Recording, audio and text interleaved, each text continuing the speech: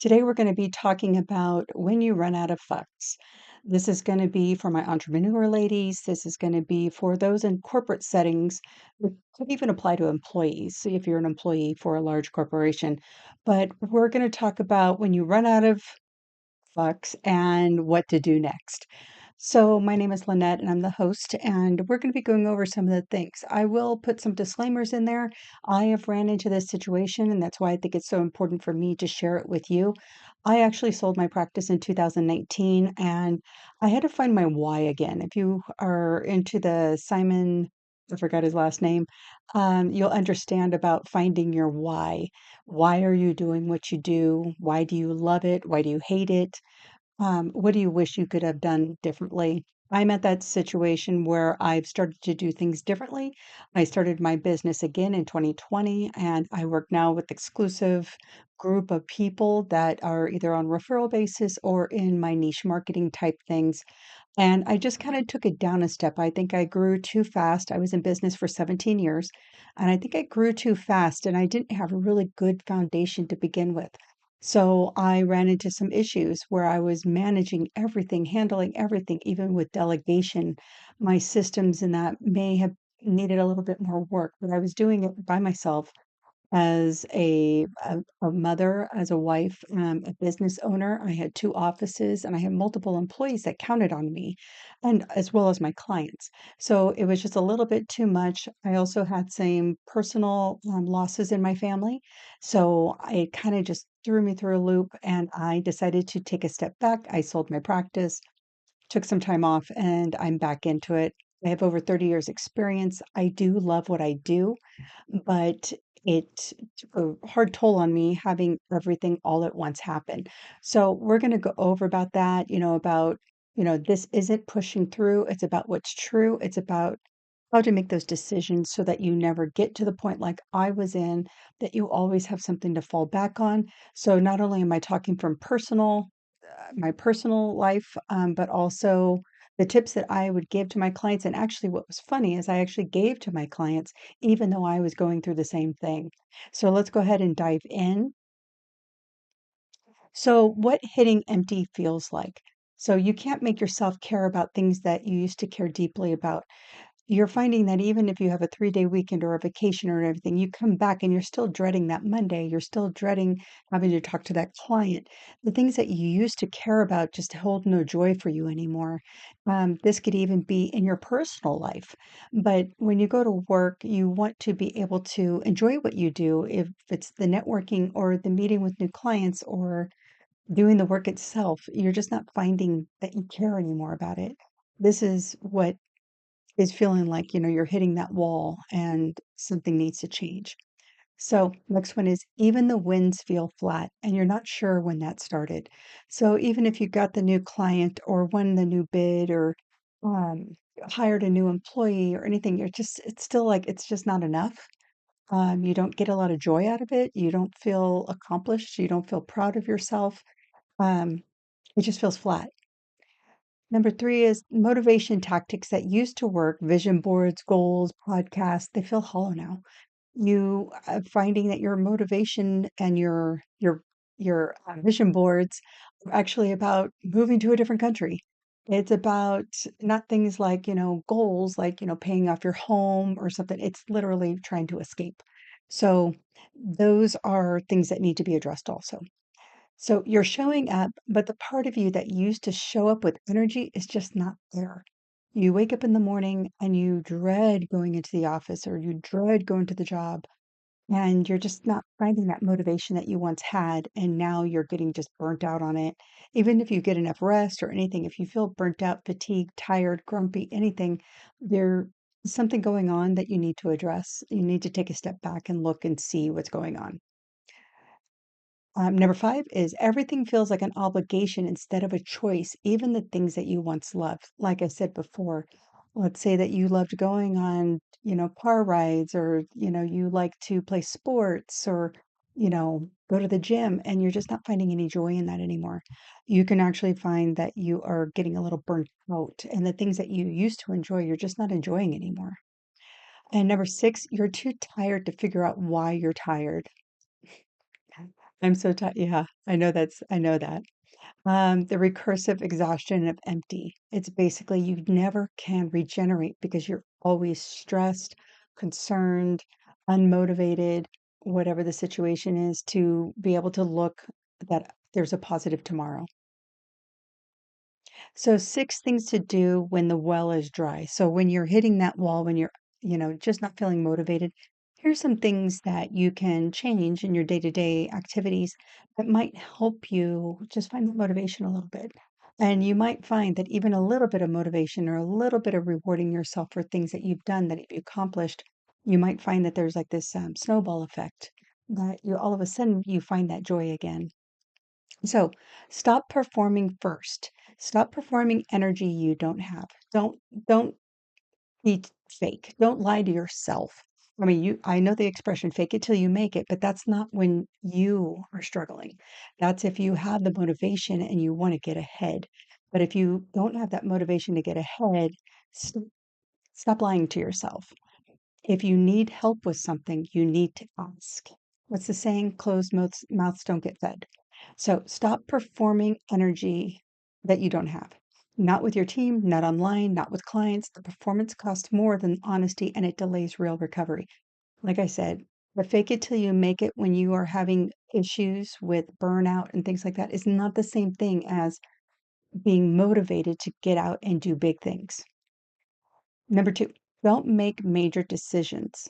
So, empty is not a state from which to make business altering decisions. I did that. I sold my practice. I just was done. I had to get out. I was very lucky when put my business up for sale that I had a buyer within 3 months, and I was able to leave within 3 months after the sale. So that doesn't always happen.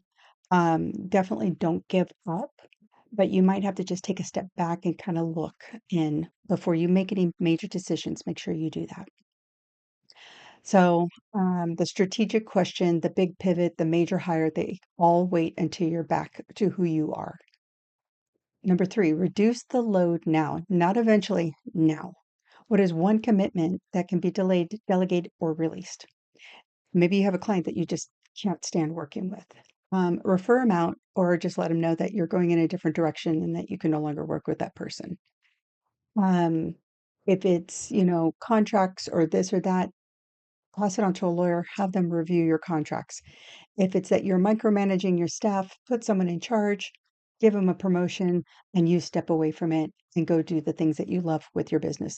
Nobody wants to manage employees. That's not what we get joy from. We get joy from doing our work. So step away from it, let somebody else take care of it. If the employee portion of it is a little bit too burdensome for you, or if it's the work itself, hire people smarter than you. Let them take over that. You go out and be the face of the business. You go out and do the networking and the marketing, start a podcast, visit other podcasts, go to women's networking events, do those things to grow your business rather than being the one that's working in your business so much that you are getting burnt out from the work. Number four, look for the source. Sustained emptiness usually has a source, a misalignment, a boundary that has been violated for too long, a role you've outgrown. First, and then look. So take a little bit of time for yourself and then write down those things on a piece of paper. You could write down the pros and the cons of your business ownership. What are the things that are driving you mad? What's burning you out? What's, you know, taking away all your energy? And then write down the things that you find joy in, that you still enjoy doing sometimes, even if you don't like the other things. When you wake up in the morning, you're still going to work. And yes, sometimes it's out of obligation, but sometimes you're just looking for that little spark of joy that you used to have in your business. Number five, rest that actually restores. So, passive rest lying on the couch is not always restorative, especially if you're thinking about work. That's not restorative. You're just killing time. What restores you specifically? Movement, nature, creative play, connection. That is your medicine. It could be visiting a friend, maybe going on a weekend trip and seeing someone from out of state, maybe having a girls' trip, maybe um, learning how to paint or take a spin class or a yoga class or Pilates class or something that you might find joy in. And you may also meet other people that are like-minded and you could find some joy in a new friend. So those are some of the things. The gym is very important. Nature, take a walk, learn to, visit national parks and state parks and take up hiking or take on, walking in you know, um, or mountain climbing or something. But find something that you find joy in that you can literally leave all your problems somewhere else and you can walk in refreshed and be who you truly are. So, number six, tell one person the truth. If it's your spouse, if it's your adult child, if it's your therapist, if it's a colleague or a peer or a mentor or somebody that you could talk to, you're going to probably find out that they've been in the same situation. Sometimes we like to hide that we're having problems from, especially from peers and mentors or the people that you look up to, because you always want to try and stay strong. Sometimes that just doesn't happen all the time. So try and make it a point to talk to one person. I'm not saying unload everything unless it's your therapist, but I'm just saying that tell them that you're struggling, that you're having some issues, and that you'd love to take them to lunch and pick their brain and maybe ask them some questions like, have you ever been through this? Do you have any recommendations for me? Um, I went personally, I went through therapy. I started new, um, I learned how to garden more and do art and just all these different things that I found time and usefulness and I felt creativity and joy in. And then I was able to kind of go, well, I love doing what I do. I love helping people, but now I also have hobbies and things that I enjoy doing. I like to go hiking and, all of those things. So I learned how to pick up hobbies rather than my hobby being working on my business every weekend. So, or micromanaging my team or reviewing everything over the weekend so that I can work on Monday. And, so you have to have that stuff that finds joy, sparks joy. It could just be self-care. It could be massages, facials, getting your nails done, something like that too. But also try and find something that where you can ground yourself with, like I said, nature or swimming or Pilates, something that you can connect back to nature or people versus just self-care is a given. You need to do that too. Okay, so what the experts say. What looks like laziness is often exhaustion. So how many times have you said, I'm just so lazy? Why can't I get this done? I'm lazy. It's like I'm just forgetting everything, whatever. Is it really laziness or is it just exhaustion? And I'm not talking about just physical exhaustion. I'm talking about mental exhaustion. We could run into that also. So, what looks like apathy is often the healthy response of a system that has been asked to produce without ever being allowed to recover.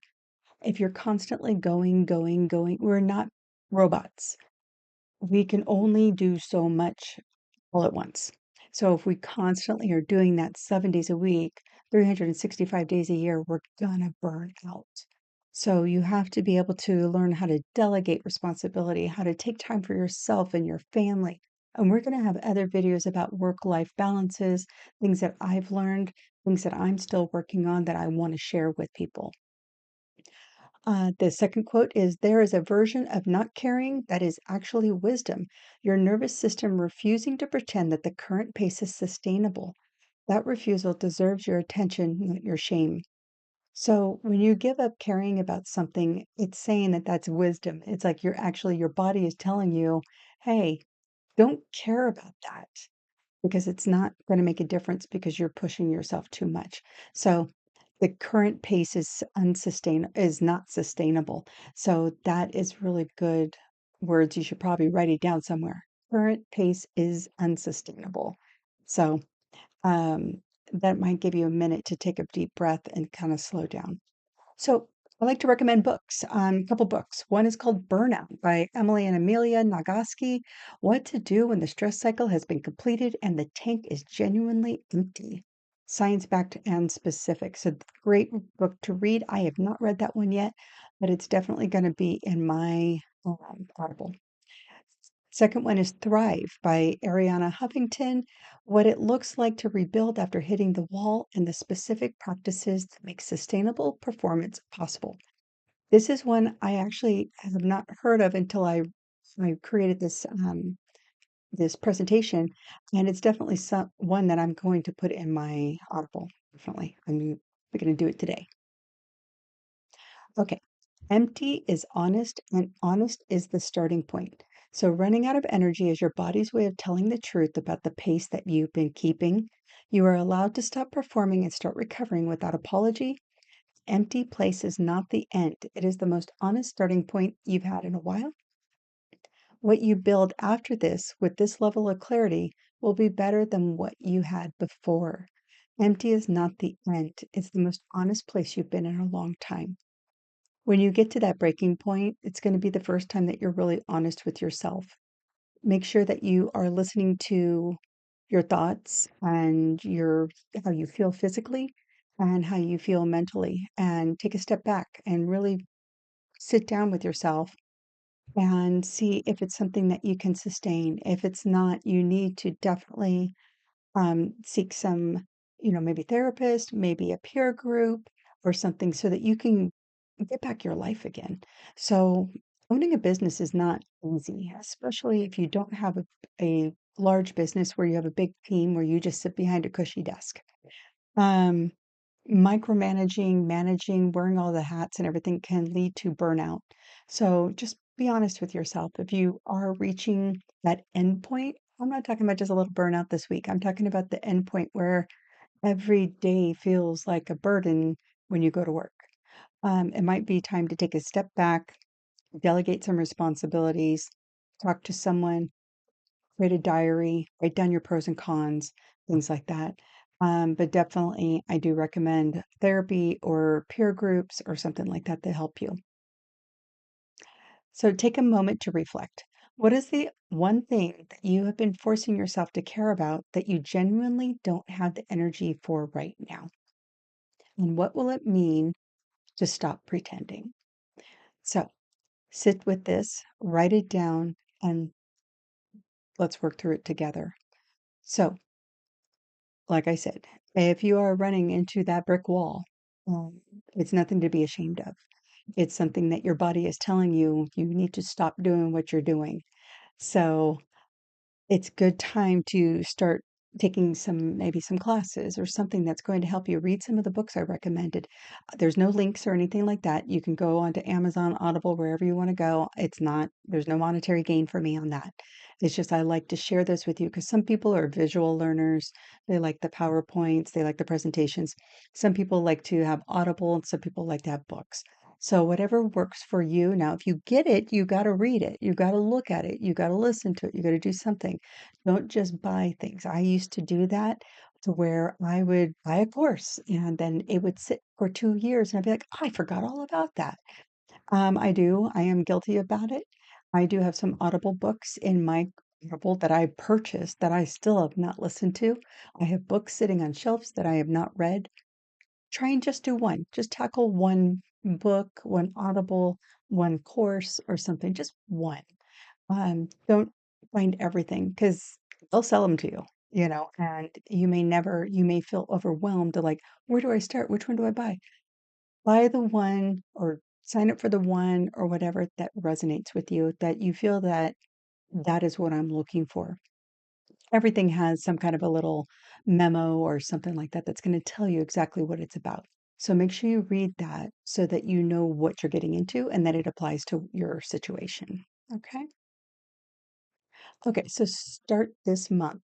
I'd like you to stop performing today. So, like I said, fake it till you make it is fine when you're motivated and you got things going, but at the fake it till you make it when your well is ran dry is not what to do. So stop doing that today.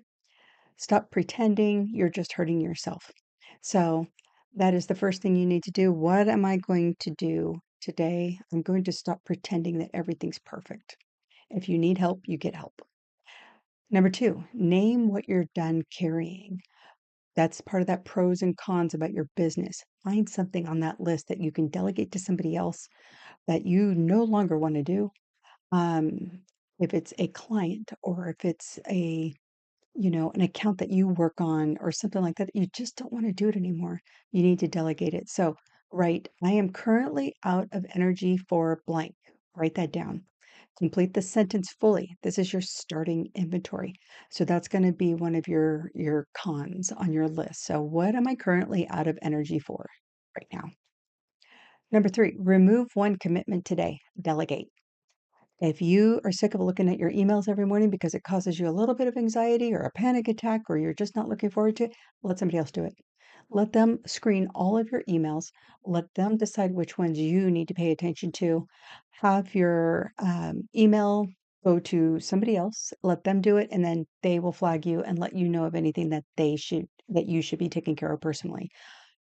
I would dread Monday mornings when I'd have 30 emails. Now, I did delegate emails to people, but I also had to spend time sending the emails to employees. Everything was coming to me for some reason because on my business card, it was my name, my email. So everybody sent it to me. And then I spent an hour every morning trying to not every morning, every week at least, delegating that responsibility. But I would be looking at them too. So have someone review everything and then let you know what you need to take care of. Number 4, do one restoring thing daily or thing today. Not productive, restoring. What actually fills you? Do that thing today for at least 30 minutes. Is it exercising? Is it going on a walk?